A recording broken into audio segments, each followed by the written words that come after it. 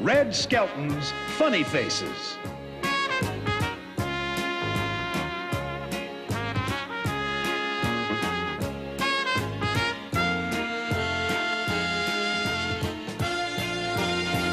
Starring Shields and Yarnell.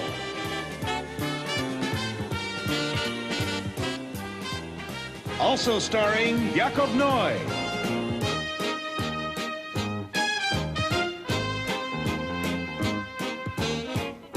Special guest stars, Moomin Charms.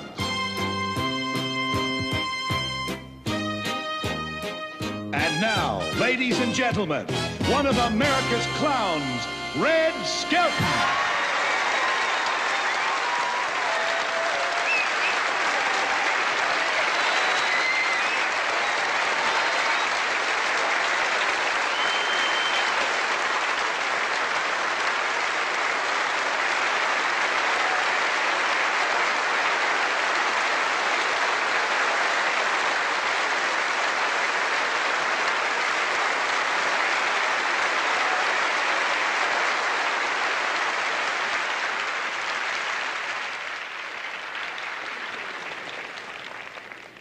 Thank you. You sure know how to make a nervous guy relax. I want to thank you. You know, it's always surprising to walk out and hear applause without doing anything.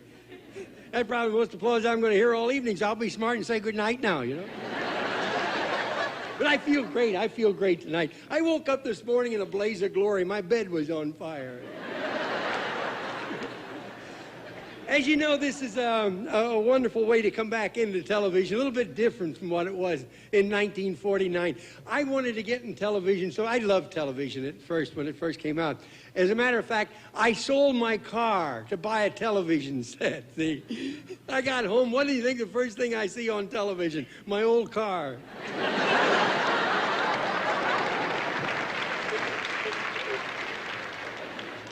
But you know, this is wonderful here. This is wonderful, and they treat you nice, you know, like the dressing rooms. They gave me a dressing room with running water. Even when you shut it off. No, the dressing rooms here, they give you according to who you are. They try to make you feel comfortable. Like Frank Sinatra, if he was here, his dressing room would be Italian Renaissance. See? Sammy Davis, his room would be Southern Colonial. See? Mine's early American.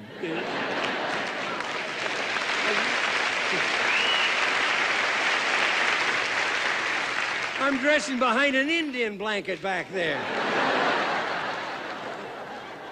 But I feel good, and I don't look too bad. As a matter of fact, things are starting to happen all over again. MGM called the other day, Metro-Goldwyn-Mayer. They're going to redo those Tarzan pictures, and they want me for the picture. I'm glad to get to work, but I'm sorry Cheetah died. But you know, people walk up to me all the time and they say, gee, you look good, you know. That's one of the three ages of man. Youth, middle age, and gee, you look good. They say to me, boy, you must exercise a lot. The only exercise I get is acting as pallbearer for my friends who exercise a lot.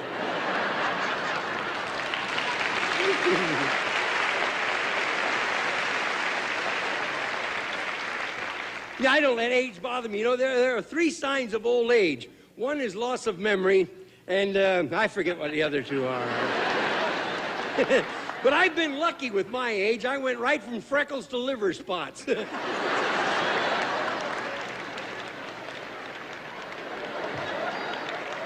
But you know, last summer we had a little fright.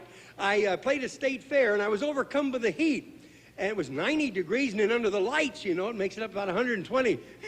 And the medics, they took me backstage, see, and this guy looked at me and he says to my wife, he don't look too good to me. She says, to me either, but he's good to the kids, you know.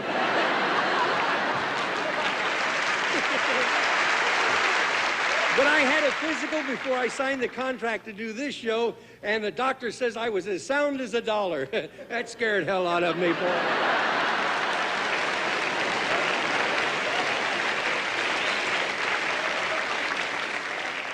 But But the doctor, the producer of this show, though, he was very nice. He said on camera, he says, I look like $1 million, green and wrinkled. But you know, it's fun to walk around and meet people like I've been doing for the last 7 or 8 years. A little lady out at the airport, she walked up to me and she says, Red Skelton's the first time I've ever seen you alive. There was another little lady walked up, she says, oh, Red Skelton, how about that? She said, you know, I wish I could take you home with me. This is my children sent me some tickets and I'm going home for my birthday. I said, oh, your birthday, huh? How old are you? She says, age is my business. I said, you've been in the business a long time, ain't you? She says, you rascal, you, I'm 91 years old. And I remember you when I was a little kid and I wanted to hit her right in the mouth.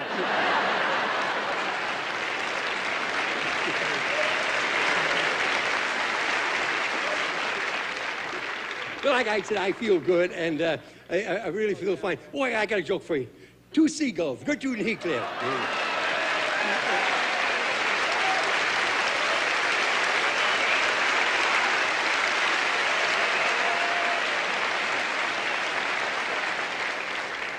She says, you know, if I had my life to live over again, I would like to have been a hummingbird. He says, a hummingbird? He says, yes, they're smart. They know about life and love and everything. He says, they do? He says, sure. What do you think they're humming about?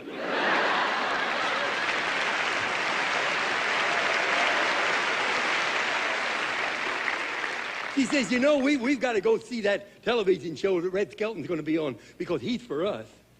He says, what do you mean he's for us? He said, well, everybody said he's for the birds.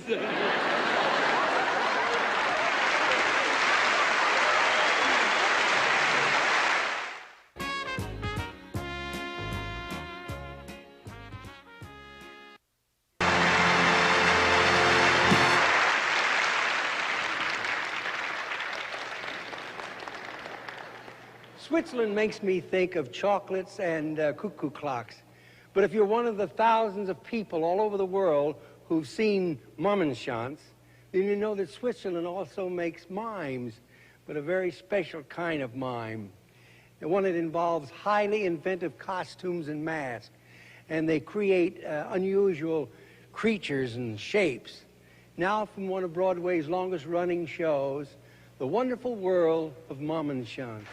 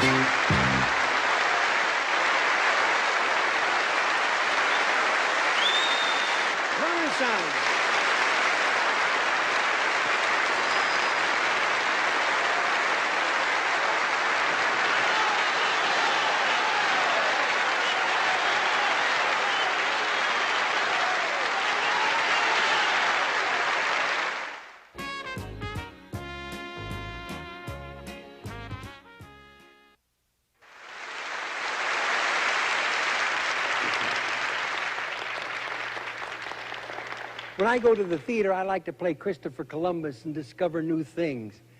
How would you like to do that with me right now? Well, the man you're about to see is unique because he has created some special imaginative concepts. And I'm very proud to introduce from Israel, Yakov Noi.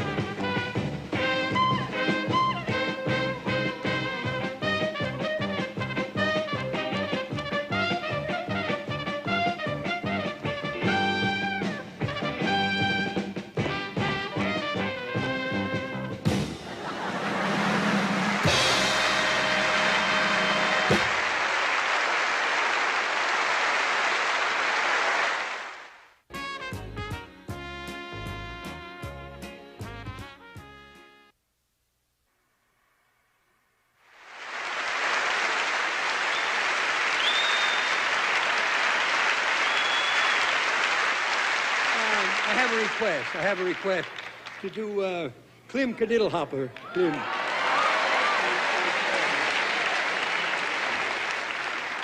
Clem said, well, howdy doody. Yes, sir. Well, it's good to see you folks again. Since I saw you last, I got married.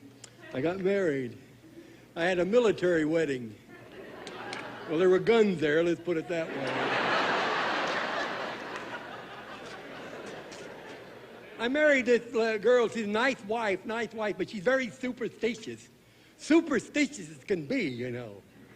Like she won't clean the house any week that has Friday in it.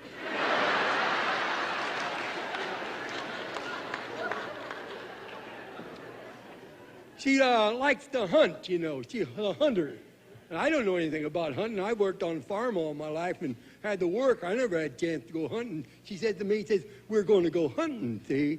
And she says, we'll take this bird dog. Well, she got a rookin' on that thing, I'll tell you that. That's no more a bird dog. He fell out of the tree. I put him up there 3 times.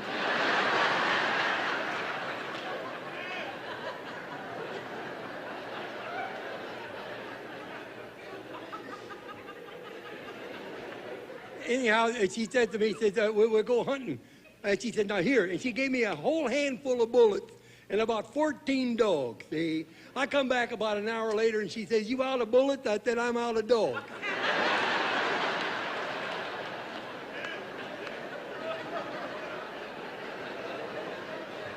And she gave me this great big flea breeder, I'll tell you, I've never seen it. And then she says he's a pointer setter. He sets it and points at the icebox. Anyhow, she said, he'll show you how to hunt. So I come back. He said, how'd you make out? I said, that's the stupidest dog I ever saw in my life. I said, he would take a few steps and he'd stop and raise his front paw and stare into space. Well, a couple of good boots took that out of him, boy.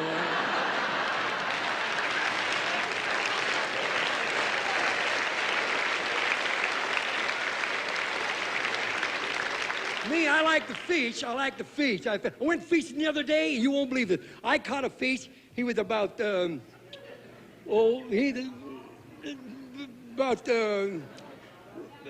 far from the bank.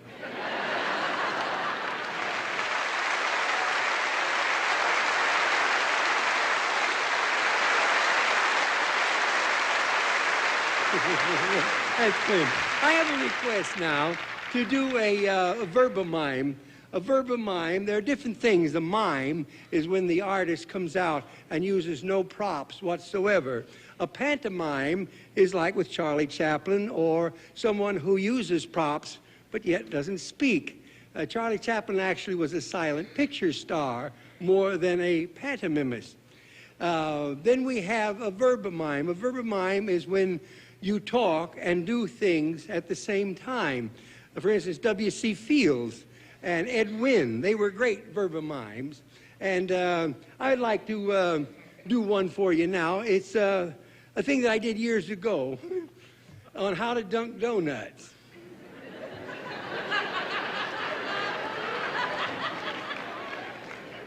Now, to start off with, to dunk donuts, you need a napkin. So,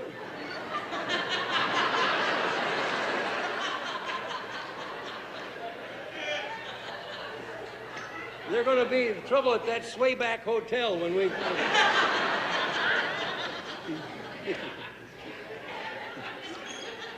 Here, I may just well put this over. So you take one that's big enough that you don't have to worry about getting anything on you, see? Now, the next thing you must have is coffee. Now, coffee... Coffee should be at a certain temperature when used for dunking.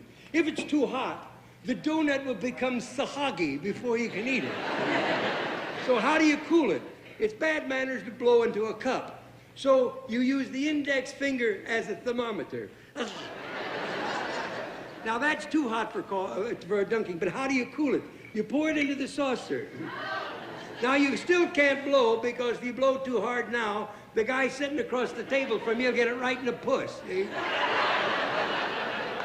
So you take your hat and you fan it like that. Now we have different people and the way they dunk. First we have a cross-eyed man.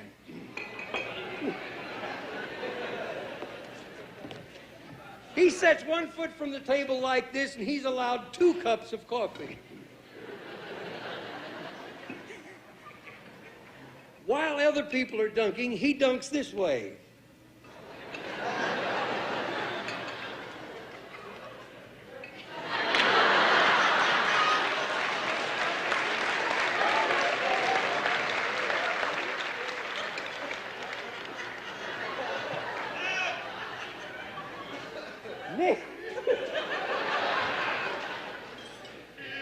Next we have a,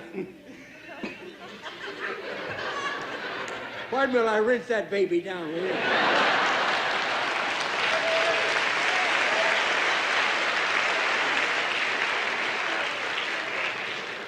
This coffee, where'd you get it? Ring out of a mop?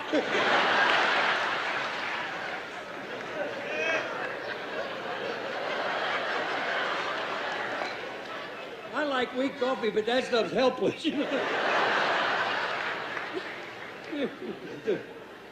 Hey, you know why I like to do this bit? You see this coffee here, right on the nose of that thing? I get a big kick out of that. You know why? I know it can't go.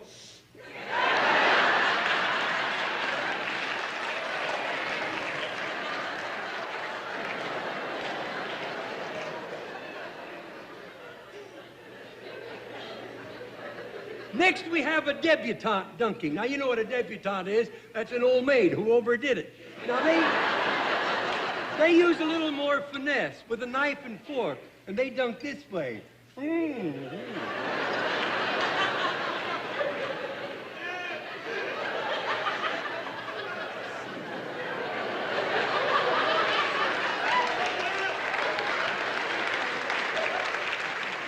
I'll give you a good idea. The first 3 rows move back.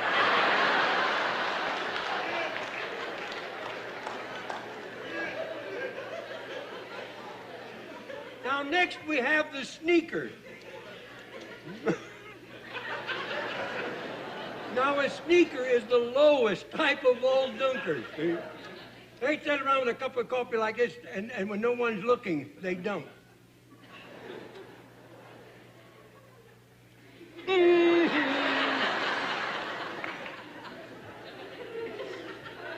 Then when someone is looking, the dirty sneaks, they dunk this way. Oh, my, look what I've done.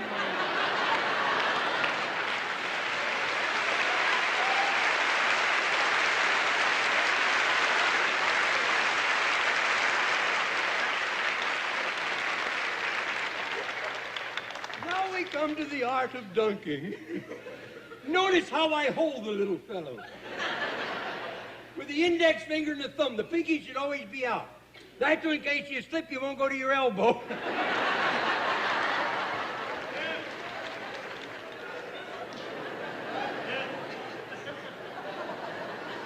You know, after tonight, I'll never look another one of these things in the face.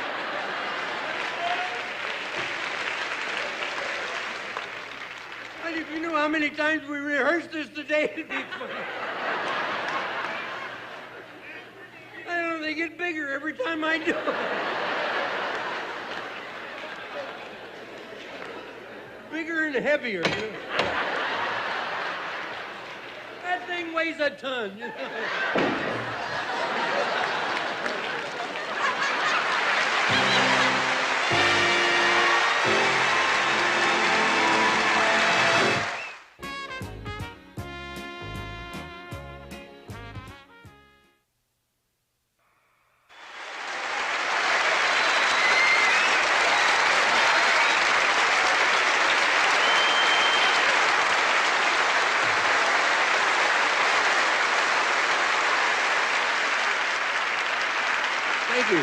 Are you getting tired? Huh?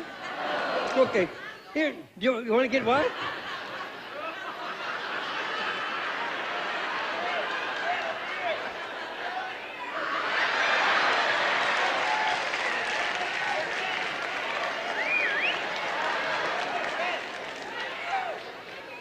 Welcome to Marineland.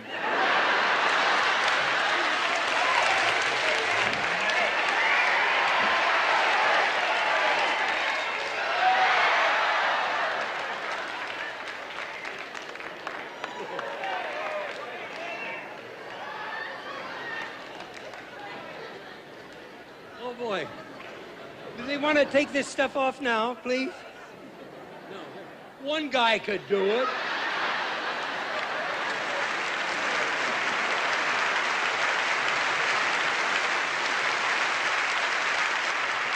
I'd like to take you now to a little Greek restaurant and show you the fella who makes the salads for the $2 dinners. And also show you why they keep the lights down low in little Greek restaurants.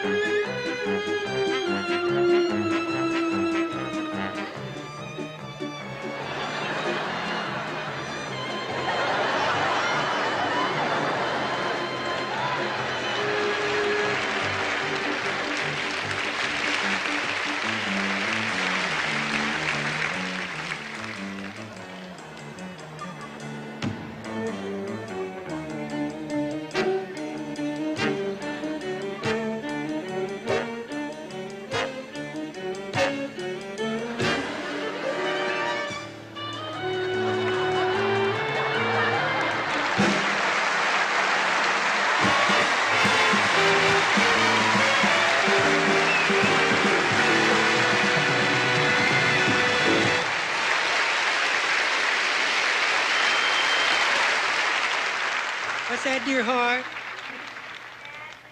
Oh, you want to see little boy? There. He said, I don't know why it is. All the time I'm getting smacked. For no reason at all. I'm always getting smacked. Like last night, my mommy says, go to bed, the Sandman's coming. I said, give me $1, I won't tell Pop.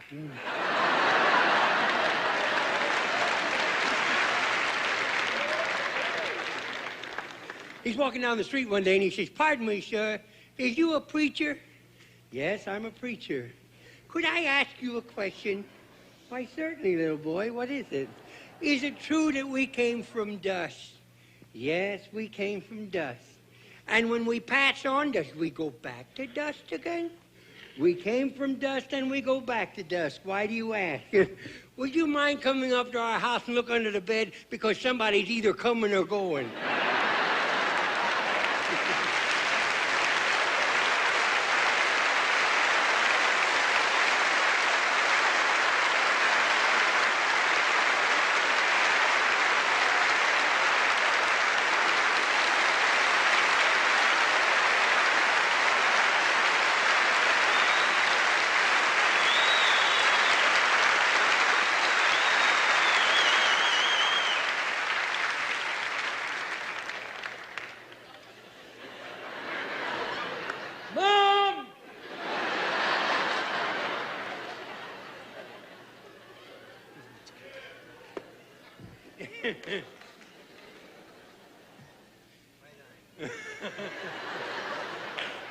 That darn lining.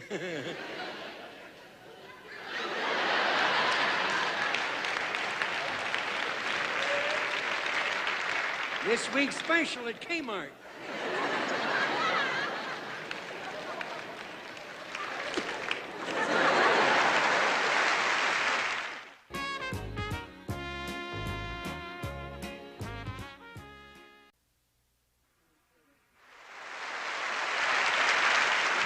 I'm going to do a little pantomime for you now.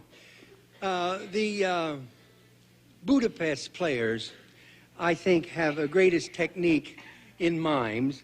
They take tragedy and show you the humor that lies within all tragedy. And this is called The Birth, Life, and Death of a Flower in a Storm.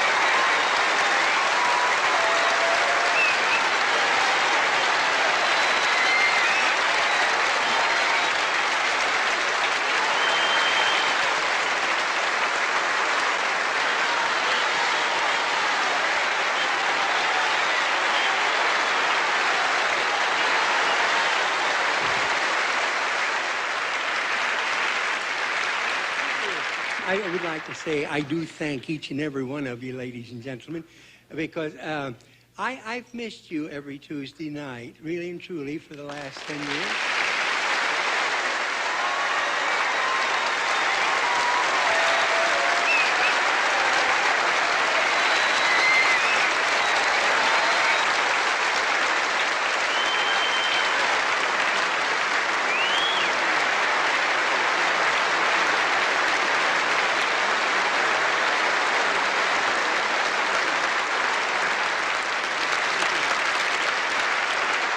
I would like to thank each and every one of you, and I sincerely hope that I haven't said or done anything to offend anyone. If I did, I really didn't mean to. And I hope that you had as much fun as we've had, because it's a lot of fun to try and make people laugh. Because regardless of what your heartache might have been, while laughing for a few seconds, you've forgotten about it. And I personally believe that each and every one of us was put here for a purpose, and that's to build and not to destroy. And if by chance someday you're not feeling well, and you should remember some silly little thing that I've said or done, and it brings back a smile to your face, or a chuckle to your heart, then my purpose as your clown has been fulfilled. Thank you very much. Good night, and may God bless.